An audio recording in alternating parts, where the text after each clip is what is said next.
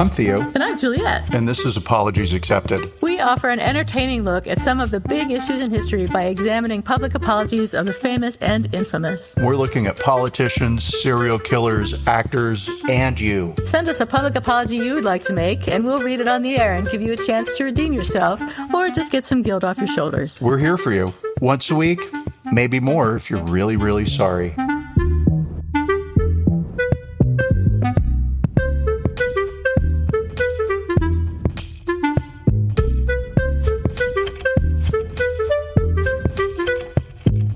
Hi, everybody. This is Apologies Accepted, the podcast. And I'm not Theo. And I am not Juliet. Hooray for everybody being who they are and not who they're not. That's great. And everything is wonderful. And this is the best of all possible worlds. So let's talk about my bacon this time. I'm going to just jump ahead and tell everybody the good news, which is that I set up my chair. Hooray. I'm so excited that I finally have a chair that raises and lowers. And actually, I don't have to sit down with my face down on the ground, basically, which is where I was sitting before in the old chair. And it is a $250 chair, which is a little bit expensive for the type of chair it is, which is just your basic chair with no arms. I kind of miss the arms, but it's okay. And I have a new chair, and this is the best of all possible worlds. And are you sitting in it now? I am. Okay, I thought maybe it might be across the room in a corner with a light on it or something. You got taller. I did, and it's my new chair. So, yay. I'm very grateful to Brent for buying it for me. His contribution to our podcast, one of his many contributions to our podcast. I mean, yeah. We wouldn't have a podcast without Brent. 105%. Yes, absolutely. So what's up with you? What's shaking bacon with you? Nothing as exciting as a chair. Well, let me tell you all about the not exciting thing. Do. Please, in great detail. Okay, so thing one, the other day I saw a bug crawling around on the ground, right? Inside or outside? Oh, good question. Yes, because I did have the bugs in the inside and still no bugs on the inside. Yay. So hooray for me and my masterful skills of expanding foam into cracks in a pantry. Hooray, hooray for Theo. No, it was outside. So I saw this bug crawling around and I was like, is that one of those bugs you're supposed to kill? And I don't like to kill things, so I wouldn't have killed it, but I might have caught it and I don't know, but I might not have. I don't know. I would have had with moral drama. Let's use that word, right? Yeah. What should I do? I think it's called a lanternfly. I don't know, but there's some invasive bug and it's taking over the United States and they're actually asking you to kill them if you see them. Like my killing one bug a year is going to make any difference, but okay. But it might. I'll kill him if I see him. It could, I guess. Could very well be the reason that we all end up having to wear bugs because there's so many of them. But anyway, so I used my Google phone. Jesus Christ, Theo. So I used Google photo, whatever, right? And I was like, what is this bug? And it is called a spider wasp. Okay. That sounds very scary to me. It does. It sounds like the worst of two things combined. A wasp and a spider. But good news, it's a wasp that eats spiders. I thought spiders were good to have around. Spiders are great to have, except if you're afraid of spiders. Then you want a spider wasp. I'm not afraid of spiders. I like spiders, right? But I don't like tarantulas. That's my thing. That's tarantulas and sharks. Kill them. I don't care. Understandable. All gone. Get rid of them. Okay. So the spider wasp is particularly attracted to tarantulas. Ooh. And you may remember that there were two very big, gianty black spiders that I found in my backyard. Right. And I was like, I wonder if they are tarantulas, because they sure do look like them, but they look like baby tarantulas. I don't know. And so there are tarantulas for sure in my yard now. So thank you, nature. Well, at least you have the spider wasps to eat them. Well, yes, but I also have the spider wasp because they are here. And that's the problem. Yeah. Maybe they're in your neighbor's yard and the spider wasp just came over to check out your backyard. Oh, maybe. And they were disappointed because it's like, there's no tarantulas here. Let's live in that world. Yeah, let's live in that world. Okay, great. Let's see. And then aside from that, Christmas plans all mapped out. So we're going to exciting. Palm Springs for Christmas. Yay. And family's coming over from Scotland, and my friend Judith is coming from Germany, and we are going to spend the week together, and it is going to be a great, fantastic time, and I am very excited about it and cannot wait, and it's hard to wait. Is it Christmas yet? Is it time? Are you going to have a tree? Oh, please. A real tree? Well, okay. Right? That gets into a lot of things. Like, there was a drought, and apparently a lot of Christmas trees died. And so they should be more expensive this year. And then also there's just the whole thing of like, should I? And so, yeah, it's going to be a real tree. I'm going to pay more for it. I want a real tree. The tree that I bought this year was not more expensive than last year's tree. I ordered my tree already from the Guardsmen of San Francisco, who every time you buy a tree, they send a kid to summer camp, disadvantaged child to summer camp. So my Christmas, I'm doing good by having a tree. Yay me. I forget where I was going. Question. Do they send the kid immediately when you buy the tree to summer camp? Yes, and the kid has to go. Because it's winter. And they just pick a kid off the street. Okay, great. Whether it's mother knows or not. So, yeah, that's how it works. But yeah, it wasn't more expensive. That's where I was going with that. It was the same price as last year, so maybe you won't be disappointed. I don't know. Right. And it was super expensive because it's the Guardsmen, and they charge like $900 for a tree. Not that much, but because they're sending a kid to camp. So, but all good.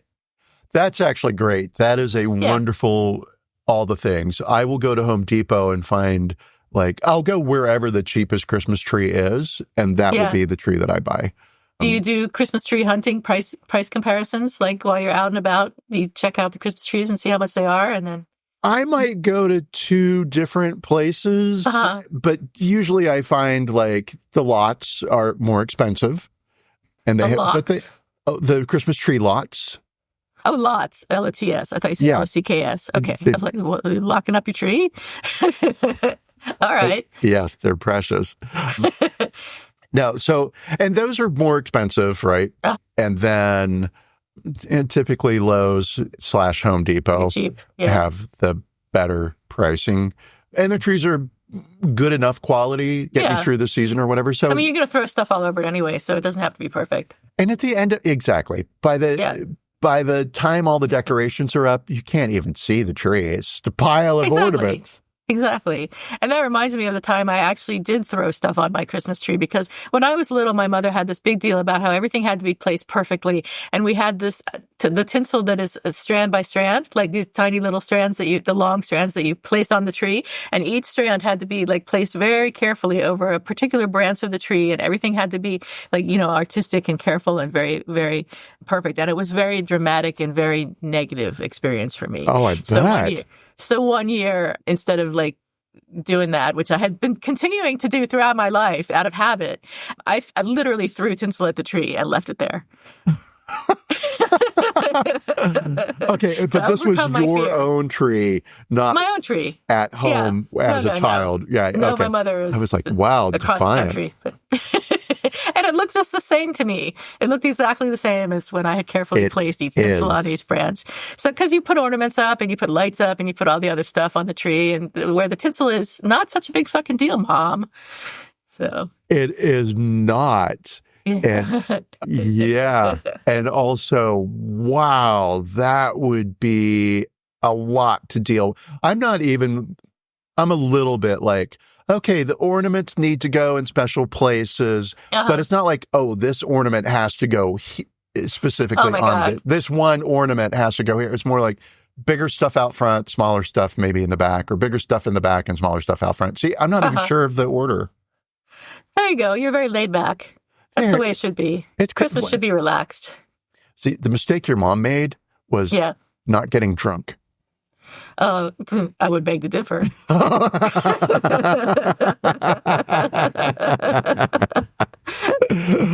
See, that's what Theo does. It's 2 glasses of wine, and now let's throw some ornaments on a tree. Right? I wonder if this year I'll have a drink with my tree decorating. I could. Of course, my husband has been sober for 9 years now. It'll be 10 years, I think, on January 1st. So I don't drink at home generally. I'm allowed to, but I just don't. Yeah. Maybe if he's not watching, I mean, he's not watching. He's not watching. If he's not there in the room while I'm doing it, maybe I'll have a drink. But I don't know. Maybe not. We'll see. Anyway, let's talk about the story. There's plenty of Christmas to come. Plenty of Christmas. Thank God. It's not even Thanksgiving yet. I hope Christmas lasts a long time this year because I need all the cheer I can get. But anyway, so speaking of all the cheer, needing all the cheer we can get, Laura Helmuth, who was appointed as editor-in-chief of the popular science magazine Scientific American in 2020, is now resigning after what CNN called an expletive-filled rant about Donald Trump voters. Scientific American is the oldest continuously published magazine in the United States. It has 179 years in print, and it's published pieces from more than 200 Nobel Prize winners. And it has a readership of over 100 million. So that's a lot of people in this stupid country to be interested in science. So I'm impressed. And this year, for the second time in its history, the magazine published a presidential endorsement. And of course, it voiced Kamala Harris and said that Trump, quote, endangers public health and safety and rejects evidence, preferring instead nonsensical conspiracy fantasies. After Mr. Trump's victory, the magazine also published an article on coping with election grief. Did not read that article, but it sounds interesting. I'll have to check it out after this podcast. So Laura Helmuth, back to the editor-in-chief of Scientific American, in an interview before the election with a blog about writing and editing called The Editor's Desk, which is written by a University of North Carolina professor, Laura Helmuth said the editors of Scientific American decided in 2020 that it was their responsibility to, quote, share what we know about our areas of expertise, health, science, the environment, education, technology, and what is at stake for them in this election. She added that she supported an approach in which journalists tell readers what they know is true and how they determined it to be true, rather than telling readers both sides and letting them decide for themselves. She said, there are not two reasonable sides to every story. We know evolution is real and creationism is not. We know vaccines save lives and don't cause autism. We know climate change is real, she told the editor's desk. It would be malpractice to quote creationists or RFK Jr. or climate deniers in any coverage of those issues, other than to point out that these issues are being politicized, but the science is clear. To which I say, hooray, Laura Helmuth. I like you. You are awesome. Thank you for saying that so nicely. After the election, however, or maybe not however, maybe in a continuing of her opinions, in a series of posts on Blue Sky, which she unfortunately soon deleted, Helmuth called Trump voters fascists following the former president's re-election last week. In one comment, she apologized to younger voters for Generation X being full of fucking fascists. In another, she wrote, solidarity to everybody whose meanest, dumbest, most bigoted high school classmates are celebrating early results because fuck them to the moon and back, according to screenshots of the posts. Her comments went viral on X because X is bullshit and were criticized on the increasingly right-wing platform. I'm so glad I left Twitter or X or whatever the fuck it is. And I guess you're leaving Twitter too, is that right? I have left. Yay! I've finally. deleted my account. Now, it takes 30 days after you delete, and you can renew at any time. And I have left in the past. Yeah. But I always came back. You might still leave? You might still go back? No. Okay. I have found a new home, and we will talk about it. Okay, good. Elon Musk accused Laura Helmuth of being a political activist who had taken over a scientific institution. And unfortunately, the sad, I guess, point of our story today is that she said on Blue Sky on Thursday that she had, quote, decided to leave Scientific American after an exciting 4.5 years as editor-in-chief without mentioning her previous comments. And the president of Scientific American said in a statement to CNN that it was her decision, Laura Helmuth's decision to leave, and that a search for her replacement is underway. So she did apologize, but first let's see what you have to contribute to the conversation. Can you talk about Blue Sky? The world is on fire, and oh my God. Yeah, and so yes, Blue Sky. What is it? What's up? Why? And X, where did it go? Or Twitter, right? Where did it go? Twitter. And what's up? And it gets to this larger point of which reality do you live in? Do you live on Earth 1 or Earth 2? Do you live in a world where vaccines save lives, or do you live in a world where vaccines cause autism? And, little Timmy got polio. Oh, well, sorry. But back to me. So it was a thing to leave Twitter because even though it had gone pretty far right, and even though it felt a little gross sometimes, like I would get off of Twitter after reading a couple of posts and just be like, oh man, I don't feel clean right now. Right. But it's because a lot of the people that I follow were still on Twitter. It's their fault, not mine, that I was there. Right. And I like what they have to say, and I like their insight, and et cetera. And you know what Twitter was like and all the good reasons to be there. And so I ignored the garbage. And then it became very apparent that Elon's heavy hand on the algorithm was forcing this topic of conversation across Twitter, which was Trump stole the election. The Republicans cheated. Wow. And every post was a Democrat saying, oh, conspiracy, conspiracy. Oh, the numbers. Oh, the things, right? Weird. And it started to seem like, I wonder if there's a thing there. And we talked about this last show, and I mentioned that it had even impacted James, where he was like, well, it is strange that, and it's like, no, it's not strange. It's not strange. But what's very apparent to Theo now, which was apparent to Juliet, 2 years ago, when did you leave? A long while back. A while ago. Yep. Was that, reality is now being shaped by someone whose version of reality I disagree with. Yeah. Right? And so time to go, and deleted my account. But really the thing that caused me to leave was when he banned Stephen King. So Stephen King, I'm sure for our younger listeners who may not have read a Stephen King novel, right? Hard to believe. Hard to believe. Well, maybe. I don't know. Gen Z apparently is real fucking stupid because they love Sears. So Stephen King is a very famous novelist, and he was super famous in the 70s through the 80s and into the 90s, horror writer, and made tons of movies, tons of money, right? Great for Stephen King. Good airplane reading. I can pick up a Stephen King book and get on any flight, and that flight will go by quickly because I'll just read and it's fine. It is a little bit like bubblegum for the mind, but fine. So Stephen King referred to Elon Musk as the First Lady, because if those of you who may not know, Elon Musk has now been brought into Trump's inner circle, and he is going to be the shadow president, right? He's buddied up.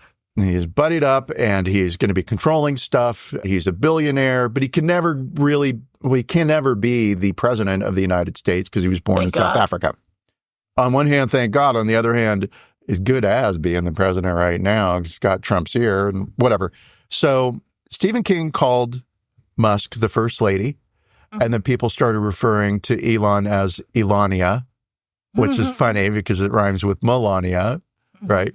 So great.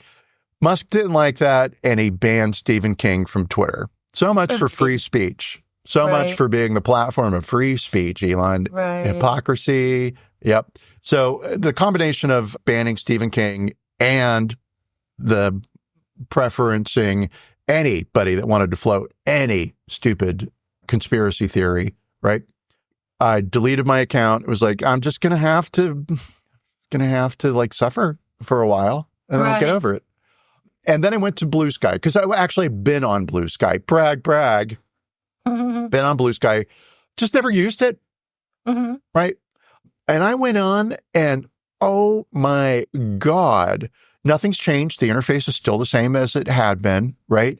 It's just people from Twitter have moved over to Blue Sky, and the conversations that are being had on Blue Sky are very similar to what Twitter used to be like. Good. And it's great to read through a post that says something like, how do you order your steak? Rare, medium rare, or medium, or well done? and with an innocent, dumb question, right? And read posts that answer that question that are thoughtful and interesting. And there's no die libtards. Oh, you can afford steak? Wow, Biden made sure I can't afford steak. All of that bullshit is not there. Great. It has started to creep in. There are some trolls out there. There's some right-wing trolls out there. But Blue Sky has this amazing functionality called blocking, which Twitter got rid of. And so you just block them. And I don't have to see the neo-Nazi bullshit.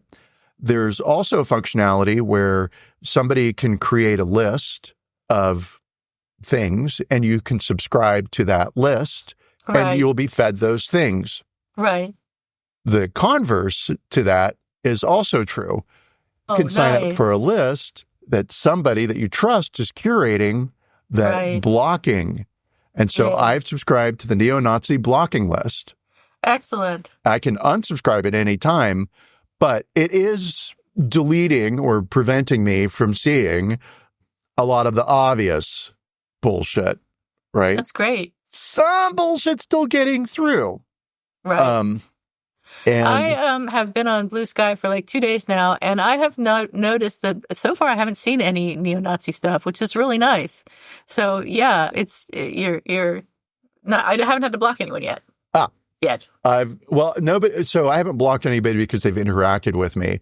I've blocked one guy and reported the account. Went ha ha ha, right? Because he said something like, yeah, just like the supposed Holocaust with 6 million people dying. And it's like, oh, come on, sister. Give me a fucking break. So he got blocked and reported. But yeah, so in researching this story, right, and going into Blue Sky and looking at her account, of course I followed her, there's some neo-Nazi trolls there pretending to be reasonable. I see. Right? And again, it's just this conversation, which I don't have an answer for, right? Yeah. Because this is new to me. I've never had to make a choice of, do I live in Earth 1 or Earth 2? But we're going to have to be making that choice. And so people are saying things like, oh, you want to live in an echo chamber? Well, maybe. If I don't like the bullshit that you're putting out, why am I forced to hear it? Yeah. I don't have to. I think there's a difference between living in an echo chamber and having to listen to lies and bullshit. Well, so we call that lies and bullshit, right? Oh, it is lies and bullshit. Alternative facts. No, it's true. How dare you not allow me to say what I think about the Holocaust? Crazy. Yeah. So anyway, Blue Sky, what is it? Where did it come from? Let's look at it a little bit. So Blue Sky launched in 2019, and if it feels a lot like early Twitter, that's because, surprise, it's actually founded by Jack Dorsey, who also helped create Twitter. Let's see. Jack Dorsey once said that he wanted Blue Sky to be a decentralized version of Twitter that no single person or entity owns. I don't totally understand this idea of decentralization other than there are several servers involved and not just one server involved. How and why that's better, I don't know, and I don't want to know. I thought he meant that by decentralization, it wasn't owned by one person. It was owned by maybe more like Wikipedia? Maybe. I don't know. Maybe. Some of the stuff I've been reading about Blue Sky gets back to this multiple server concept, but let's say both things are true. It just decentralized in the broadest meaning of the word, right? So Mr. Dorsey is no longer a part of Blue Sky. He stepped down from the board in May of 2024, and he deleted his account altogether in September. Why? Good question. Don't know. Okay. Maybe he's afraid of Donald Trump. There's no way to find out. Well, unfortunately. Or if we did find out, it could be a bucket of lies. Okay, let's see. So it's now run predominantly by Chief Executive Jay Graber, who is running it as a U.S. public benefit corporation. All right. That sounds good. Sounds fine. And then it's no coincidence that the number of Blue Sky's users spiked following Donald Trump's November win. 5th. Ex-owner, Mr. Elon Musk, is a big Trump backer, a big Trump guy. He's all on board, right? And, well, yeah, because that's where the money's going to be for people in the next 4 years. Let's see. Inevitably, this has led to political division on the Twitter platform, Twitter/X. And some people have made an announcement. I didn't make an announcement that I was leaving because nobody gave a care. My 25 followers were like, whatever, Theo. But the Guardian newspaper has left Twitter. Oh, and they left it because they've cited as being a toxic media platform. Good. Right? Other celebrities like Lizzo, Ticketmasters, I didn't know, Taskmaster. Not Ticketmaster. The TV show? Taskmaster's Greg Davies. Oh, okay. Don't know who that is. Have announced they are also leaving Twitter and going over to Blue Sky. Other names you might recognize: Ben Stiller, Jamie Lee Curtis, Patton Oswalt, right? And then they're getting 1 million people a day signing up. Wow, that's crazy. Right? That's amazing. As of, I think it was Friday, they were at 16 million. For people who care. I was like 3,400,000 something as a sign up, right? And I don't know, like people just weren't using Blue Sky, but now they are, right? And they are because of the obvious. Twitter / now rebranded as X, right? May as well be Truth Social. It is so right wing. Yeah. Right? Yeah. And that's unfortunate because early Twitter was a delight. And again, I take us to our meat conversation. How do you like your meat? Medium, rare, right? And people just had conversations about that. Journalists start posting on Blue Sky. And what I'm loving right now is I'll call it a debate, but there's a debate about, well, is it Blue Sky or is it Blueski? Maybe it's Blueski. Blueski. Yeah. Do we like that? Right. And sort of for those people who aren't familiar with, I'm liking Blueski, but it is Blue Sky. Sorry. Right. Is that Blue Sky is a cool bar in Brooklyn and Threads is the Cheesecake Factory. It's good. Okay. It's fine. There's something you're going to like, right? But it's not hip. It's not cool. And Blueski, is. Now, Twitter had tweets. And that was genius, whoever came up with that, right? What your post was a tweet. People on Blue Sky are trying to make post skeets. Oh, my God. Right? And I'm thinking that's obviously tweet and sky, but also a skeet is a thing that you fire off into the sky and you shoot with a gun. Yeah. Yeah. And so does that make sense? Yeah, maybe. But it is a good, listen to me go on and on and on. They're not paying me because they don't have any money.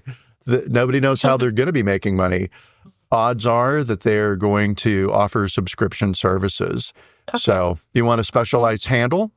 We're going to pay for that, right? Want a cute avatar? We're going to pay for that. And I would pay.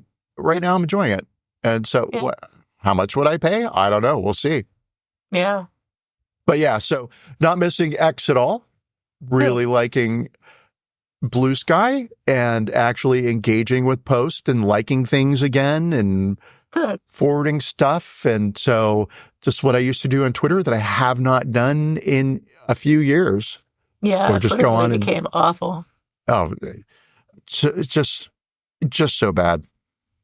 But okay, so enough about Blue Sky. I guess let's look at our apology and then let's think about like, what does this mean for all of us? What does it mean for all of us? Yeah. Yes. So the apology from Laura Helmuth, she posted to Blue Sky or Blue Ski, depending on how you like to say that. She said, I made a series of offensive and inappropriate posts on my personal Blue Sky account on election night, and I am sorry. I respect and value people across the political spectrum. These posts, which I have deleted, do not reflect my beliefs. They were a mistaken expression of shock and confusion about the election results. These posts, of course, do not reflect the position of Scientific American or my colleagues. I am committed to civil communication and editorial objectivity. So, two things that I think about this. Yeah. First off, my immediate thought was she drunk when she made her original series of posts? Does that explain why there's such a difference between what she said on election night and what she said after election night?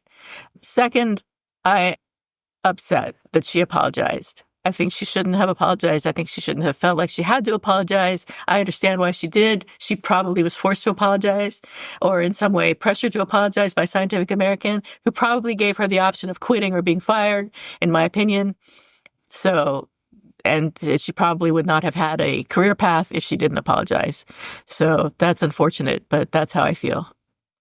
So what do you think of the apology?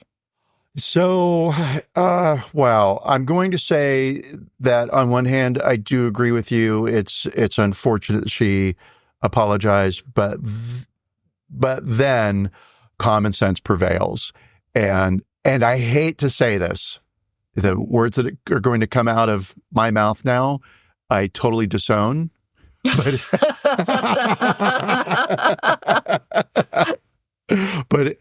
But also they're true. Right. And fortunately or unfortunately, there are positions of authority that I will say require people to keep personal views personal.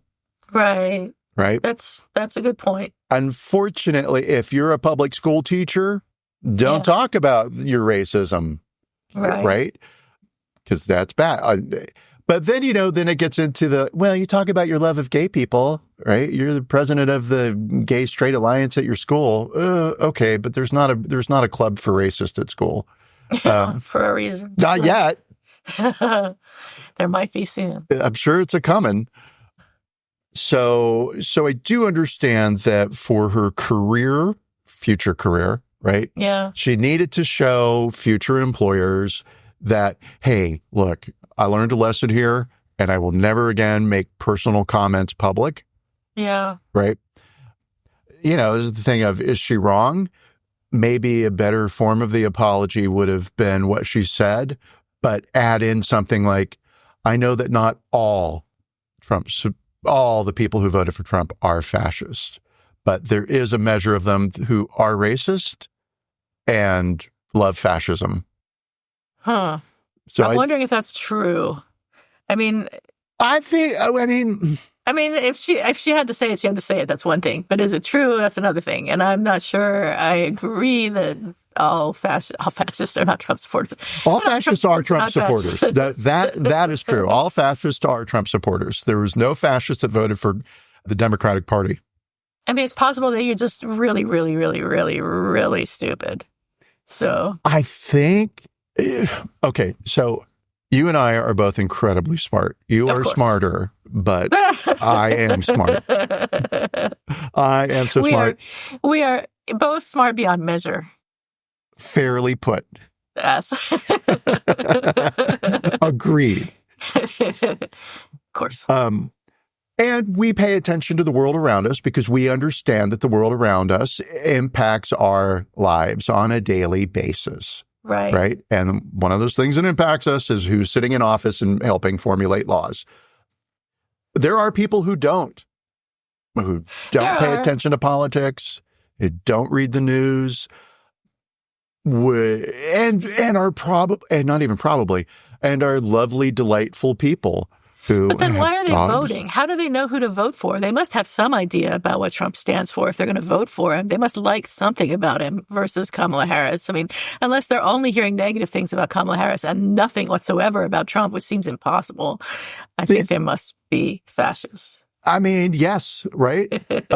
Well, so as in all things with life, there's not one single answer, right? Yeah. There's not even one answer that's more heavily weighted, right? So racism played into it, misogyny played into it, lack of information played into it, Russian propaganda played into it, right?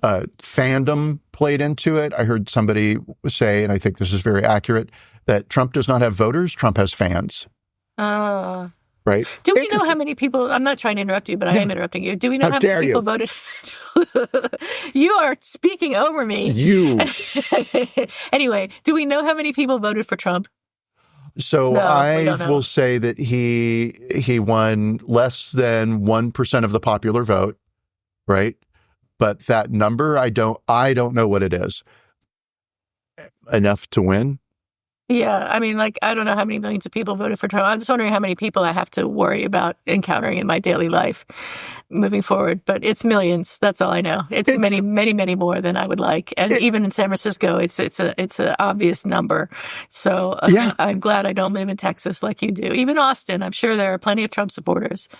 I am now seeing, not a lot, but I am seeing some Trump bumper stickers that I didn't really note before the election, and I was looking for that bullshit. Wow. Right? Because I wanted to, feel the political winds and see. Yeah. Again, it's not what you put on your car or put in your yard. It's what you put on the ballot. Right. And yep. And so, but it does get down to that question, which we're still dancing around because there's no answer for it, right? Yeah. And that is, what do we do with those people in our lives that we love who voted for Trump? Exactly. That's a big dilemma. It is for me because I know that the majority of my family voted for Trump. And I have a sort of a distant relationship with most of them, but I do have a close relationship with a cousin. And I'm wondering what to do about that relationship. And it's very hard for me to continue that relationship knowing, well, I don't know that she voted for Trump, but I'm 80% sure that she voted for Trump, if she voted at all, which is not voting at all is almost as bad as voting for Trump, in my opinion. I mean, yeah. Yeah, in this election in particular. So I don't know what to do with my relationship. And for now, I'm solving the problem by putting off making a decision about it. Denial and avoidance are fantastic tools. They always work for me. Top of my toolbox. Yeah, I'll say I would love to just jump ahead a couple of years, right? Mm. I can imagine how a lot of this will play out, which will be Trump will be a shit show, and all of a sudden eggs are going to be $12 a dozen. Yep. Right? And everyone's going to be like, that was cheaper in the past, right? And then people will be sorry that they voted for Trump. I don't think so. I think they'll be saying, well, I'm paying $12 a dozen for eggs, but at least there are no men in the ladies' room. Like that was ever a problem in the first place. But yes, that's true. The money I'm paying for eggs is helping keep women spaces safe from, all the people that want to be in those spaces. And it's helping keep women barefoot and pregnant like they should be. Well, let us say barefoot. I don't know. But pregnant, I guess people do absolutely. need to buy shoes. No, yeah, it's, oh, God. Right. Okay, so the point I was going to get to before I got myself sidetracked by fucking reality is forgiveness, right? Oh. And I know. How can you forgive someone who isn't sorry? Ooh, what a great question. I will say this. Okay. You forgive them Father, for they know not what they do. Huh. That just came to me. That's brilliant. You should trademark that. I should tell more. I should go out in the street actually and just tell people. You should. Yeah, unfortunately, and this isn't like, oh, be the bigger person. I love being the bigger person. I don't love being the bigger person. I like being the mean, spiteful bitch. Right? Fuck you hard. But it's so wearing to carry negativity and hatred, and on one hand, it can keep you safe, and that's a positive. But through personal experience, hatred and anger consume you over time. And the best thing to do is let that bullshit go, right? And be aware of the thing that happened so that way you don't either fall into that trap again or you're aware, whatever, right? Don't be stupid about it. But my mother was killed in a head-on collision with a drunk driver, right? Mm-hmm. And the guy who did it, he didn't do it on purpose. Right. Right? It wasn't his intention. It wasn't his plan. He is more sorry about it than anybody. And for a long while, I was very angry about that. But I remember when I had the transcript of his testimony, right, as to what happened and what led to him getting into the car to drive, right? Mm-hmm. That I was going to make a point of not remembering his name. Oh. Because in the future, I did not want to associate everybody with that name, right? With this negative thing. I'm so fucking amazing. You are. And after a while, it's not like I started off in a place where it's like, you didn't mean to do it, right? It just got to a point where it was like, this is doing nobody any good. All this negativity and anger and hostility and hatred that's eating away at my heart. Maybe I can just let that go. Yeah. And never get into an Uber if he's the driver. Thank you. Too bad he didn't remember his name. I mean, irony, thy name is. So, forgiveness is what will be called for those of us who want to have relationships with people that we have loved in the past, who, for whatever their reasons are, right? And again, we touched on this last show, my family members who voted for Trump, some of whom I know did, and some of whom I suspect, and some of whom I don't know. It will have to, for me, get down to, are you racist? Or was it a case of you just think that men are better? Or was it a case of, well, I trust him with the economy more than I trust Harris, And so what was your reason? And then I'll judge you, right? And then I'll know what forgiveness I can offer. Yeah, that's it. It's forgiveness. That's how we get through it. I was just sitting here thinking whether I can forgive people for voting for Trump, and I'm not sure I can, but I'll have to think about that some more. Try to make a decision whether that's something possible for me, because given everything that's at stake for so many people, I don't know if I can forgive that. But and especially from people who will continue to make the same decision. They would vote for him again, and they will support what he does. And I don't think that I can continue to forgive as they continue to do things that need forgiveness. Well, and I'll say, like, okay, so maybe you don't have to make a decision today, and you didn't have to make a decision last week. Right? Right. You can wait and see. And if those people that you'd love to give some forgiveness to, right, are just applauding left, right, and center, well, then you are going to know that, like, I'm not liking this version of you. Yeah. Right? No. Right? And maybe, when women have to wear burqas, what will we call them in the United States? Because we won't call them burqas. Glamour shields. I was going to say glorious shrouds, but I like yours better. Well, glory shrouds, that works, but a glamour shield. Like a glory hole. Yeah, glamour shield. Could not see how beautiful I am under this. Can they be glitter? No, that'll be drawing attention to. Oh, yeah, you're right. Only black. Those sparkles might fall where the nipples are and then remind men of nipples. God forbid. Yeah. Yeah, God forbid, right? God forbid. Well, men can't control themselves, so of course.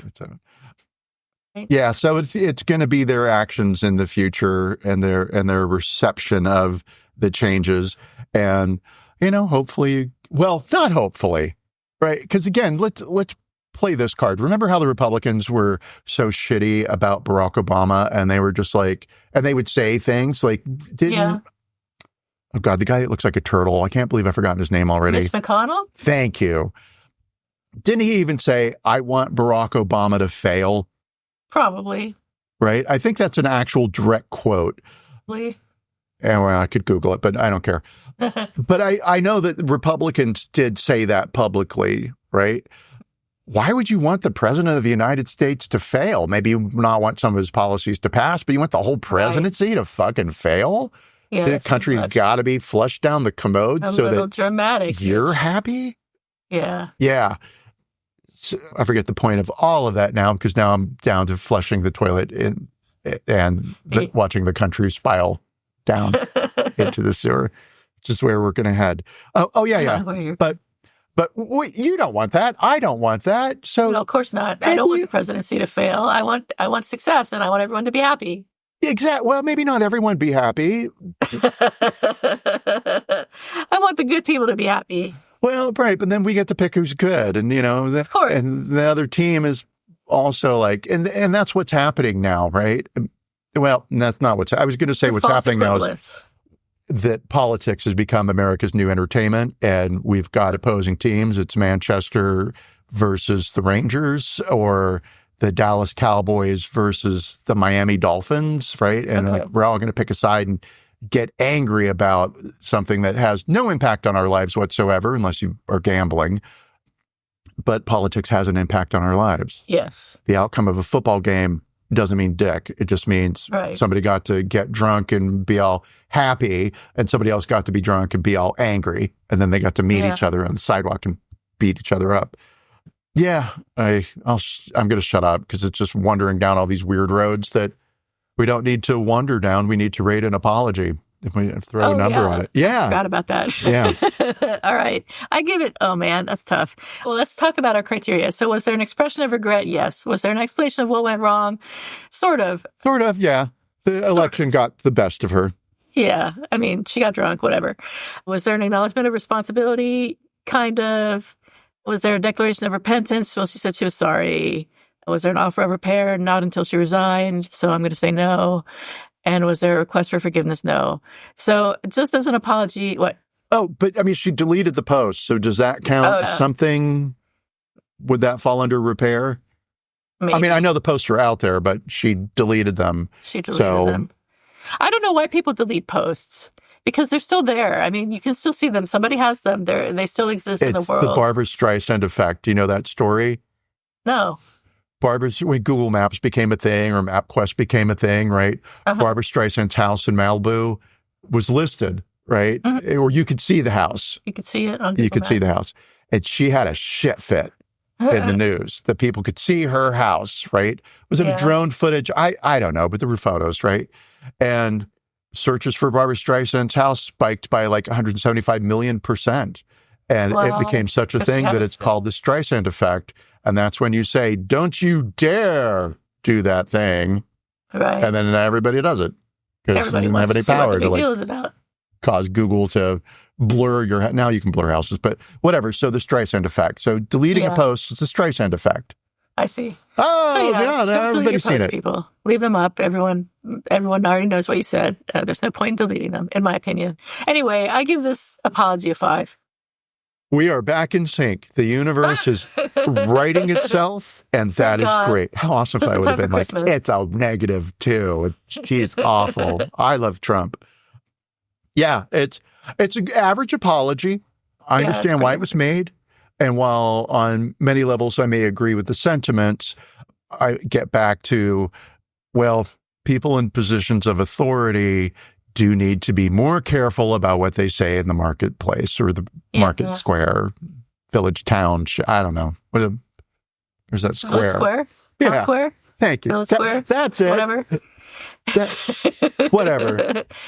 So I'm sitting here thinking about whether I accept this apology, and I'm torn, because if this were an apology made by someone who had said, "Yay, Trump," I would not accept it. So, but I'm thinking that I would accept this apology because I don't think she should have had to make it in the first place, and I think that she was right. So I don't know. Do I accept her apology? Yes, because I'm a biased human being. Although I don't think she should have had to make it. I think, fine, whatever. So that's my statement on the apology. Oh, gosh, that's so authoritative. A very clear stance. Fine, whatever. I am torn on this one. I want us to be in sync. I kind of feel like she doesn't mean it. And so on that level, I would say Don't accept Yeah. it. I also, She says that her statements do not reflect her beliefs, which is clearly untrue. yeah. So, Well, again, this is where her apology maybe could have been more nuanced, where she could have drawn out more finer details, right? Like I was being hyperbolic, right? When I said every one of them's a fascist, right? okay. Was there at least one fascist that voted for Trump? I think we could say that's true. Yeah. But yeah, so I don't know. I'm dancing around like, I will accept it. Yeah, I accept it. There you go, Laura. We kind of accept your apology. We're not excited about it, but we'll accept it. We'll accept it, and it's good average. Well, it's good. It's an average apology. It's fine. Yeah. Right. It's And okay. it could have been better through just a little more detail. Yeah. It could have been a great apology, but oh well. We'll take what we can get. And yeah, and I mean, I know you're limited to 300 characters on Blue Are Sky. you on Blue Sky? Yeah. Oh, Yeah. well, then she could have spread it out over several posts like she did her. Or complaints. upload a video. Or upload a video. Speaking of which, I like TikTok. I still like TikTok better than Blue Sky. I like to look at people. Out of here. I didn't hear that. It got real staticky. So, do you like Blue Sky better? Great. Yeah. TikTok is amazing. And looking at people while they talk, there's nothing like it. I'll have to try that sometime. Anyway, that's neither here nor there. Do you have an apologies accepted or a expected or a who's sorry now? I'm going to say I do not. Okay, that's fine. That's acceptable. Like I said, there's no financial penalty. I'm going to have to take a pass on that one. All right, no problem. I do have one, and it is about San Francisco's company called Forward, which is a startup that touted its AI doctor's office, and it is abruptly closing down, and the company's nearly 200 workers will lose their jobs. Back in the day in 2021, a funding round valued Forward at over $1 billion. Just over a year ago, the company raised $100 million, bringing its lifetime fundraising to over $650 million, according to TechCrunch. The company already had tech-boosted clinics, but the $100 million that was raised last year was meant to help Forward launch, distribute, and popularize its CarePod kiosks. The kiosks, which were built as the world's first AI doctor's office, consisted of a seat, various scanners, and the equipment to perform throat swabs and draw blood. Business Insider wrote that Forward had been burning through its cash and cut costs by laying off workers and removing services from its clinics. Reportedly, the company also is struggling to set up more CarePod kiosks, which 4 employees said cost more than $1 million each. And the best part, the kiosks that were open occasionally trapped patients inside. That's my favorite part. So I expect them to apologize for For it all. for everything, for being a mini Theranos, basically. Because, That's exactly what I was thinking. Yeah. Yeah. I mean, how can you not think about that? Because it's very, very similar at the high level. So anyway, that's that. That's that. I was laughing because I was thinking about those suicide pods, right? Oh God, that we were talking about last week. Yeah. It's like, oh, sorry, we didn't realize that it would kill you too. Should have been more clear about that. Except the suicide pods don't actually kill people, supposedly, according to what I've been reading. Maybe the CarePod kiosks were on their way to becoming killer kiosks. God. Oh, this world. That's not illegal. That's not a formal statement. So please don't come after me legally Forward for saying that. I was joking. For humor. I was joking for sorrow. So that's it from us, I think, this week. That is it. Stay cool, cucumbers. Yeah, man. Don't trip potato chip. Wow. There you go. Good job. Took me a minute. And, happy holiday season. And we'll see you again Upcoming. pretty soon. Yes, It's indeed. now. Bye, everyone. Bye, everyone.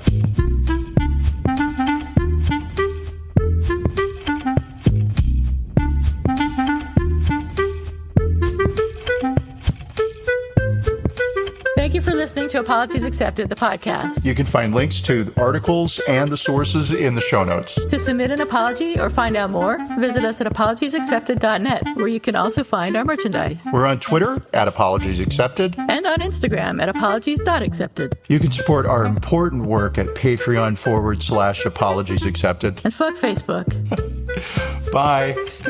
Bye.